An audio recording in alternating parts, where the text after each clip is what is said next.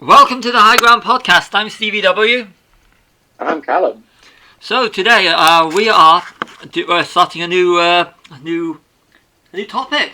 It's Indiana Jones, Raiders of the Lost Ark, turns 40 this year.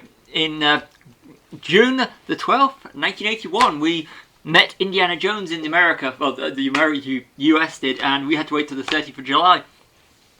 So what was your first memories of Raiders of the Lost Ark and Indiana Jones?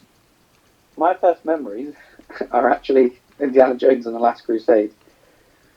I think, like, my dad obviously had them on VHS, so the first one I saw was Last Crusade, obviously. And I think the reason I watched it is because Sean Connery was in it. Like, I hadn't really I do Han Solo was in it as well, you know, but I don't think I watched any of these famous film series in order when I was a kid. I think I just sort of jumped in with one, and if I liked it, I watched the rest of them. But I watched Last Crusade first, and then my dad sort of recommended the first one because it was quite similar. It had the same bad guys, the same sort of, you know, like concept. I think that So I watched Last Crusade first, and then I watched Raiders, and then Temple of Doom. So it was kind of all out of order, but. I remember this clearly. I was watching TV and, Indiana Jones, I'd obviously heard of it. But it wasn't until I saw a making of Temple of Doom on TV just before Temple of Doom came out. And it looked so incredible. So I wanted to see Temple of Doom. So you had to go and get the video of Raiders of the Lost Ark. And it was just the making of Temple of Doom that looked so cool. Indiana Jones, Han Solo, Harrison Ford. And the Star Wars link, and and George Lucas, of course, it was the whole Star Wars thing, and it did look cool. And then, of course, Raiders, and going to a video shop and looking for Raiders, and the good old days, so it would have been Raiders, Temple, because I did see the Temple of Doom at the cinema, and it was kind of gruesome with the heart pulling out. Wow. Scene, and of course Last Crusade, when that came out in '89, it was sort of like by '89 it was all ingrained because Star Wars had been gone for 6 years, and it was the big thing. But yeah, Temple of Doom was the reason, this one making of why Indiana Jones. And so wow, you saw Temple of Doom first. That must have been traumatizing. Yeah, the dark one. Yeah, well, it was the divorce film, wasn't it? Yeah. Oh, yes.